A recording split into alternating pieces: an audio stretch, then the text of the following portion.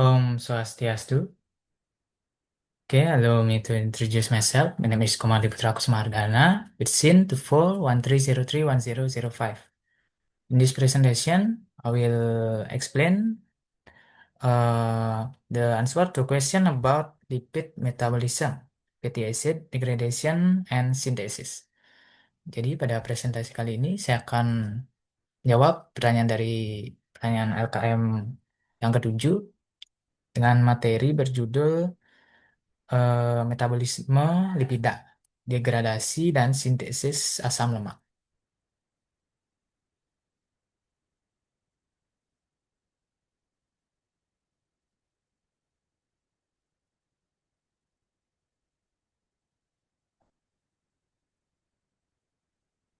Oke, adapun kasusnya, guys, 48-year-old man experiences obesity, high cholesterol levels, acid, fatigue during activity, fat accumulation in the liver or fatty liver. Laboratory results show elevated 3-glycerol and LDL levels, decrease fatty acid oxidation, suboptimal lipid metabolism, enzyme activity. The doctor suspect disorder in lipid metabolism, particularly in the breakdown and synthesis of fatty acid and cholesterol metabolism.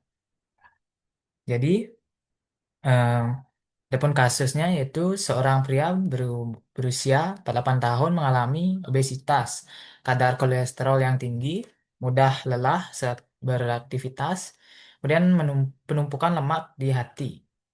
Nah, eh, hasil laboratorium itu menunjukkan peningkatan kadar triacylglycerol dan LDL, penurunan oksidasi asam lemak, serta aktivitas enzim metabolisme lipid tidak optimal.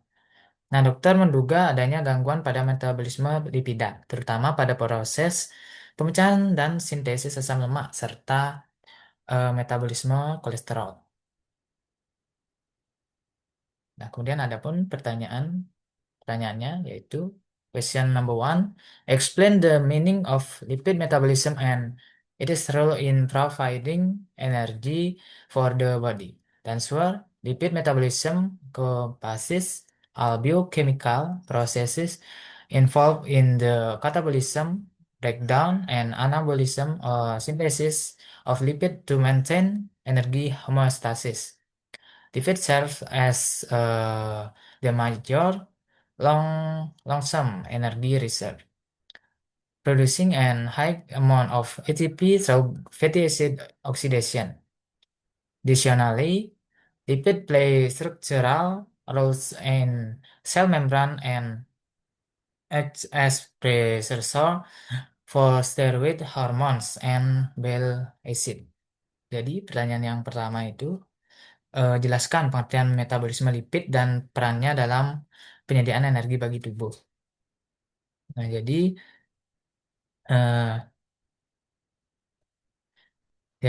metabolisme lipid itu mencakup rangkaian reaksi katabolisme yaitu pemecahan dan anabolisme yaitu sintesis lipid yang bertujuan menjaga keseimbangan energi.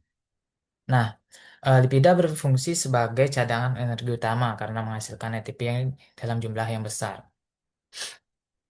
Melalui oksidasi asam lemak, selain itu lipid juga berperan dalam struktur membran sel dan sebagai prekursor molekul seperti hormon, steroid, dan asam padu.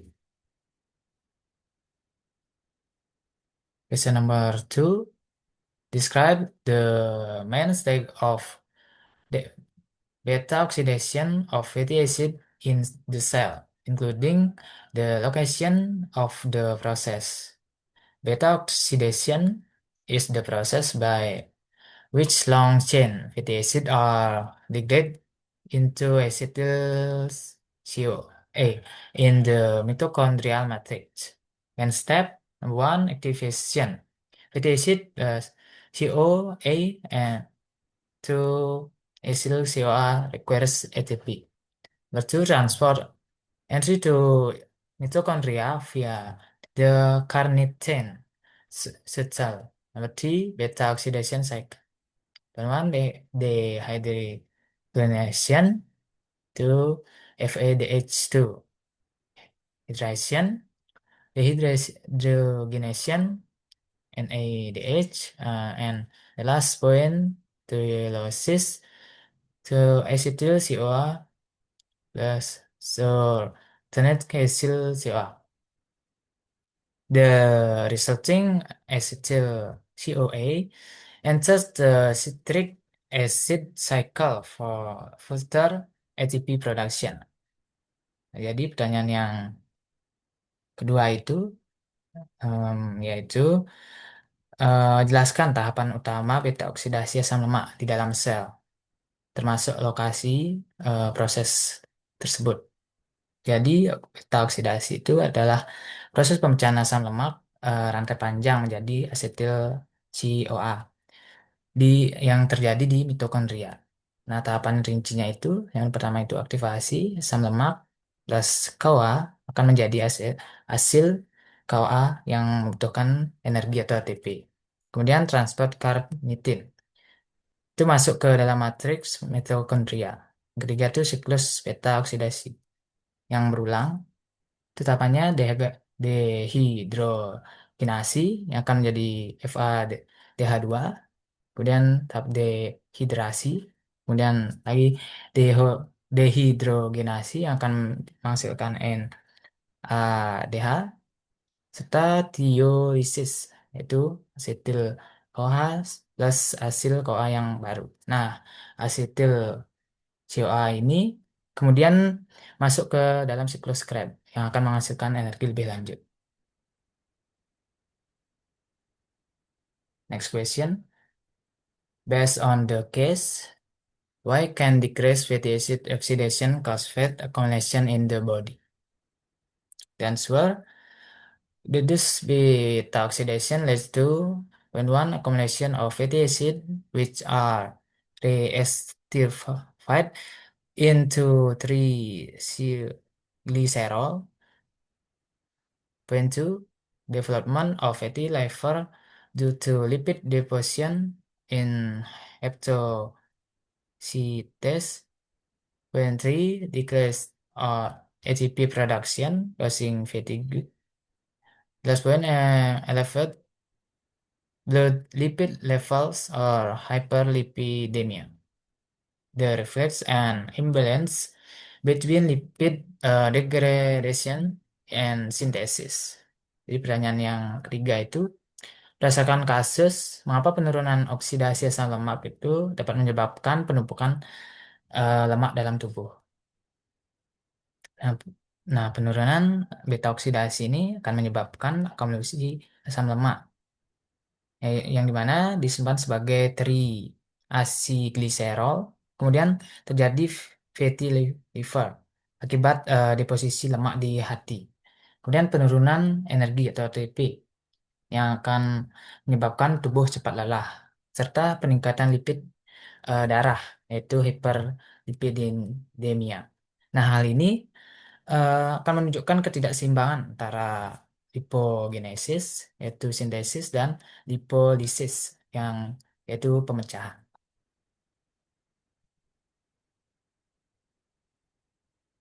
Okay, question number 4. Describe the process of fatty acid synthesis, including location within the cell, main raw materials, and important enzyme.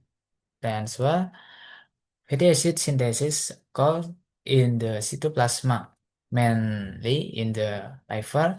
Key step, conversion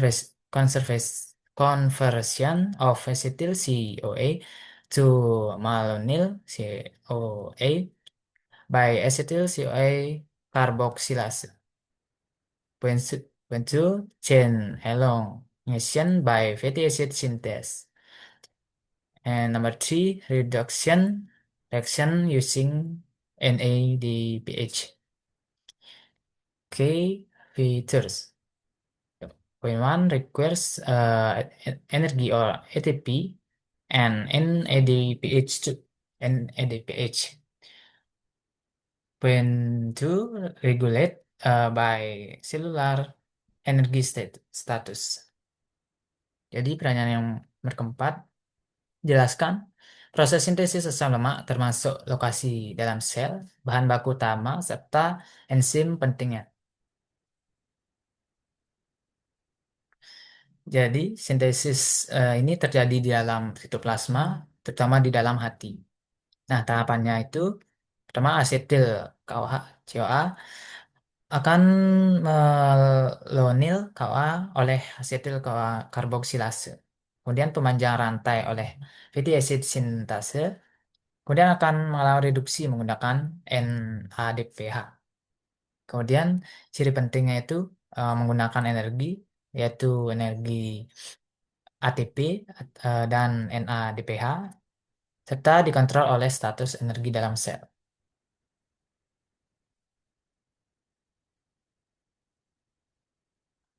Question number five, compare the process of beta oxidation and fatty acid synthase from the following aspect: location, function, and energy requirement. The location in beta oxidation mitochondria in and fatty acid synthase in cytoplasm. Aspect nature beta oxidation in catabolic and fatty acid synthase in anabolic. Aspect energy produce beta oxidation produce ATP, NADPH, and FADH, FADH2. And in fatty acid synthesis it requires ATP and NADPH. Aspect regulation, beta oxidation stimulated by glucagon and fatty acid synthesis stimulated by insulin. Nah, jadi pertanyaan yang kelima ini, bandingkan proses beta oksidasi dan sintesis asam lemak dari aspek lokasi, fungsi, serta kebutuhan energinya. Nah, pada aspek lokasi ini, beta oksidasi ini terjadi di mitokondria, sedangkan sintesis asam lemak terjadi di sitoplasma. Kemudian sifat. Nah, sifatnya ini beta oksidasi itu bersifat katabolik, sedangkan sintesis asam lemak itu bersifat anabolik. Kemudian energi yang dibutuhkan, energi, energi yang dihasilkan. Pada beta oksidasi ini akan menghasilkan ATP, NADH, serta FADH, FADH2. Sedangkan pada sintesis asam lemak itu akan menggunakan ATP serta NADPH. Nah, pada tahap regulasinya itu pada beta oksidasi itu dipacu oleh glukagon serta pada sintesis asam lemak itu dipacu oleh insulin. Question number six, calculate the amount of ATP produced from the complete oxidation of 1 mole of palmitic fatty acid C 16 zero. Result FADH2 so 10.5 ATP and NADH one itu 17 to 5 ACP. Acetyl CoA, ACD, ACP. Total 108 ATP on 2 ATP activation and total ATP 100 and 6 ATP net yield. Jadi pertanyaan yang keenam itu, hitung jumlah ATP yang dihasilkan dari oksidasi lengkap 1 mol asam lemak pelat palmitat itu C16O. Nah, nah asam lemak lemak palmitat itu memiliki 16 atom karbon. Nah, dalam beta oksidasi, jumlah siklus beta oksidasi itu kan N bagi 2, min 1. Nah, jumlah asetil CoA itu N dibagi 2. Nah, untuk palmitat itu siklusnya 16 per 2. Kurang 1, jadinya 7 siklus. Kemudian dalam asetil CoA itu sama dengan 16 dibagi 2, itu 8 asetil CoA. Nah, eh, setiap siklus, satu siklus akan menghasilkan satu FADH2 yang dimana sama dengan 1,5 ATP. Nah, pada satu NADH itu akan menghasilkan 2,5 ATP. Karena ada 7 siklus yang tadi itu, jadi dalam FADH2 itu akan memiliki rumus 7 kali 1,5 yang akan menghasilkan 10,5 ATP. Sedangkan pada NADH itu 7 dikali 2,5 yang tadi akan menghasilkan 17,5 ATP. Nah, kemudian pada asetil KOH, satu asetil CoA itu akan menghasilkan 3 3 yang NADH sama dengan 7,5 ATP. Nah, satu FADH2 itu akan menghasilkan 1,5 ATP pada 1 ATP or GTP. Nah, totalnya adalah 10 ATP per asetil CoA. Karena ada 8 asetil CoA, maka 8 kali 10 sesuai dengan rumus yang tadi akan menghasilkan 80 ATP. Nah, rumus total ATP-nya itu seperti yang tertera itu, ATP total sama dengan 7 kali 1,5 tadi tambah dalam kurung 7 kali 2,5 kurung tutup ditambah kurung buka 8 kali 10 ya, dan akan dibagi 2. Nah, dibagi 2 ini karena eh, pada tahap awal ada aktivasi asam lemak. Nah, asam lemak ini sama dengan setil CoA menggunakan 2 ATP. Nah, ATP akan menjadi AMP ditambah PPI. Nah, hasil akhirnya itu dari beta oksidasi akan menghasilkan 28 ATP. Nah, dalam siklus Krebs akan menghasilkan 80 ATP serta total ATP adalah 108 ATP. Nah, dikurangi aktivasinya yang tadi yaitu 2, maka ATP bersihnya adalah 16 ATP.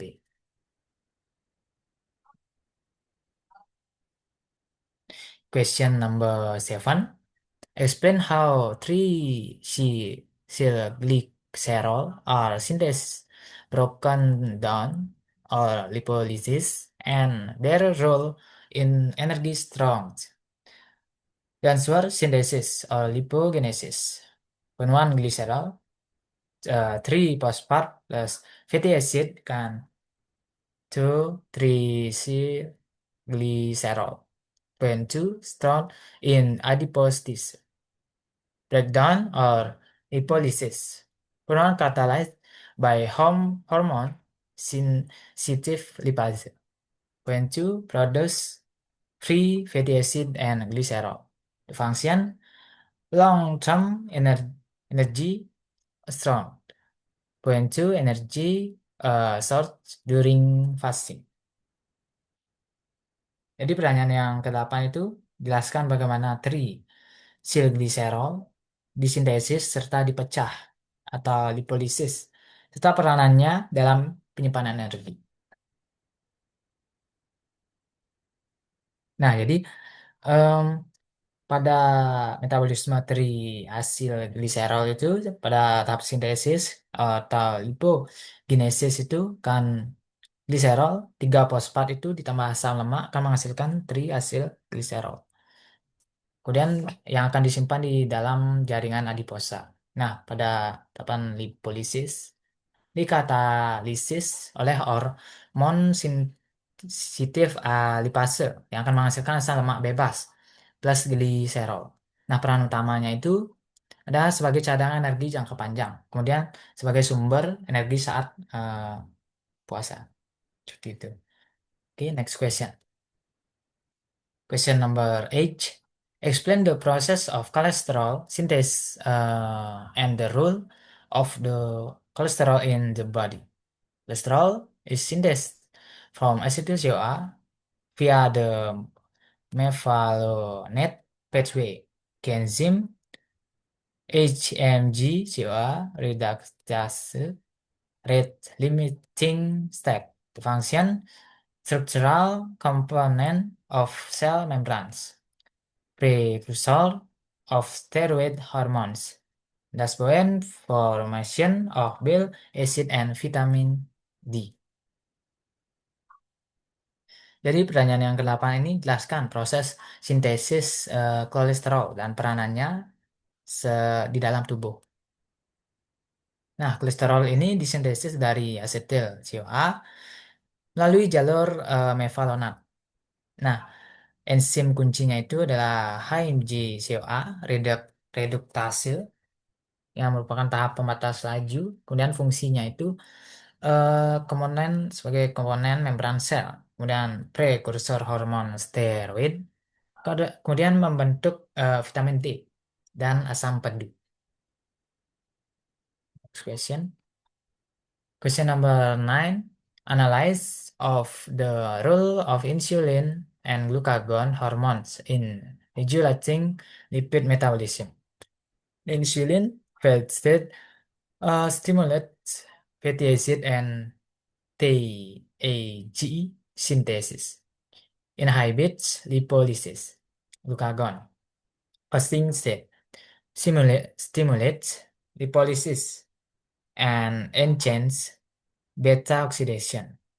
These hormone regulate energy balance and metabolic homeostasis. Jadi pertanyaan yang ke-9 itu analisis peran hormon dari insulin dan glukagon dalam pengatur metabolisme lipida. Nah, regulasi metabolisme lipid itu yang dimana namanya itu insulin dalam keadaan kenyang akan meningkatkan sintesis asam lemak dan TAG. Kemudian akan menghambat lipolisis. Setelah dalam glukagon itu bisa puasa akan mengaktifkan lipolisis serta meningkatkan beta oksidasi. Nah, regulasi ini akan menjaga homeostasis energi di dalam tubuh. Okay, the last question. Question number 10. Based on the case, explain the relationship between fatty acid metabolism, triacylglycerol metabolism, cholesterol metabolism in condition of obesity and metabolic disorders. The answer in the patient. Point 1, reduce beta oxidation to decrease fatty acid breakdown to TAG accumulation. Point 2, increase lipid synthesis to contributes to obesity. Point 3, elevated LDL levels to impair cholesterol metabolism. And fatty liver excessive lipid deposition in the liver. Conclusion, there is a metabolic imbalance characterized by decreased lipid metabolism, increased lipid anabolism. The result in lipid accumulation, reduced energy production, and increased risk of metabolic disorder. Jadi, pertanyaan yang ke-10 itu berdasarkan kasus, yaitu kasus yang tadi itu di awal. Jelaskan hubungan antara metabolisme asam lemak, metabolisme triacylglycerol, kemudian metabolisme kolesterol dalam kondisi obesitas dan gangguan metabolisme. Nah, jadi pada pasien itu penurunan beta oksidasi itu akan lemak tidak dipecah, kemudian akumulasi TAG. Nah, peningkatan sintesis lipid akan yang menyebabkan obesitas. Nah, LDL tinggi akan menyebabkan gangguan metabolisme kolesterol. Kemudian fatty liver, yaitu akibat kelebihan penyimpanan lemak di hati. Nah, analisisnya, gangguan ini terjadi pada integrasi metabolisme di mana katabolisme itu lipid menurun, serta dalam anabolisme itu lipidnya meningkat. Nah, akibatnya terjadi ketidakseimbangan energi, peningkatan lipid darah, dan risiko penyakit metabolik. Gitu. Okay, since all the questions have been answered, I will end this presentation. Before that, I apologize if I have said anything wrong. I will close with Paramasanti. Om Santi, Santi, Santi, Om. Thank you.